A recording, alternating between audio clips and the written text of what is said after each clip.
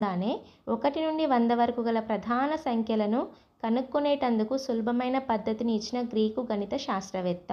So మనం కారణాంకాలు కనుక్కోకుండానే 1 నుండి 100 వరకు గల ప్రధాన సంఖ్యలను కనుక్కోవడానికి సులభమైన పద్ధతిని ఇచ్చిన గ్రీకు గణిత శాస్త్రవేత్త ఎవరు అని క్వశ్చన్ అడిగారు. First option Kaprekar, option 2 Archimedes, option 3 Eratosthenes, option 4 Euclid.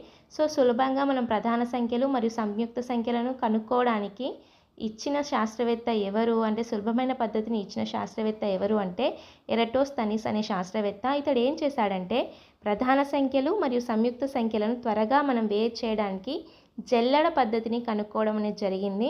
So మరి ప్రధాన సంఖ్యలు అంటే ఏంటిది, మరి సంయుక్త సంఖ్యలు అంటే ఏంటిదో కూడా మనకు తెలియాలి. కాబట్టి ప్రధాన సంఖ్యల్ని మనం ఇంగ్లీష్లో ప్రైమ్ నెంబర్స్ అని అంటాము.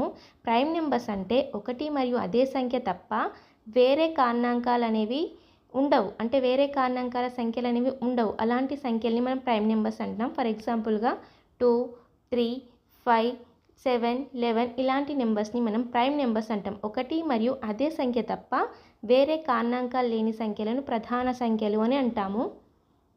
1 నుంచి 100 వరకు 25 ప్రైమ్ నెంబర్స్ ఉంటాయి. 1 నుంచి 25 వరకు 9 ఉంటాయి. 1 నుంచి 50 వరకు 15 ఉంటాయి. 1 నుంచి 75 వరకు 21 ప్రైమ్ నెంబర్స్ ఉంటాయి. 50 నుండి 75 వరకు 6 ప్రైమ్ నెంబర్స్ ఉంటాయి. 75 to 100 వరకు 4 ప్రైమ్ నెంబర్స్ అనేవి ఉంటాయి.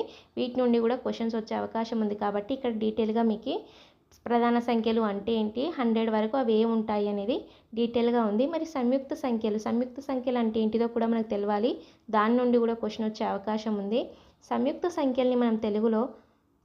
సంఖ్యలు తెలుగులో అంటాము. ఇంగ్లీష్లో వచ్చేసి కాంపోజైట్ నెంబర్స్ అంటాము. ఒకటి మరియు అదే సంఖ్య కాకుండా ఇతర సంఖ్యలు కూడా కారణాంకాలుగా ఉండే సంఖ్యలను మనం సంయుక్త సంఖ్యలు అంటాం. 2 లేదా అంతకంటే ఎక్కువ కారణాంకాలు కలిగి ఉండే సంఖ్యలను సంయుక్త సంఖ్యలుగా చెప్పవచ్చు. 1 నుంచి 100 వరకు 74 సంయుక్త సంఖ్యలు ఉంటాయి. అందులో చిన్న సంయుక్త సంఖ్య 4 నుంచి మనకు సంయుక్త నెంబర్ 4 నుండి మనకు సంయుక్త సంఖ్యలు అనేవి స్టార్ట్ అవుతాయి.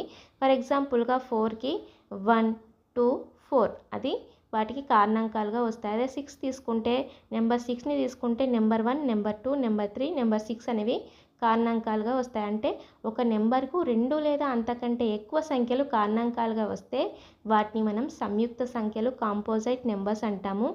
1 అనేది సంయుక్త సంఖ్య కాదు, అలాగే ప్రధాన సంఖ్య కూడా కాదు. ఇది చాలా ఇంపార్టెంట్, గుర్తుంచుకోవాలి. ప్రధాన సంఖ్యలు అనేవి 2 నుండి స్టార్ట్ అవుతాయి. సంయుక్త సంఖ్యలు అనేవి 4 నుండి స్టార్ట్ అవుతాయి. ప్రధాన సంఖ్యలు అంటే 1 నెంబర్ 1 లేదా అదే నెంబర్ కారణాంకంగా ఉంటుంది తప్ప వేరే నెంబర్స్ అనేవి కారణాంకాలుగా ఉండవు. సంయుక్త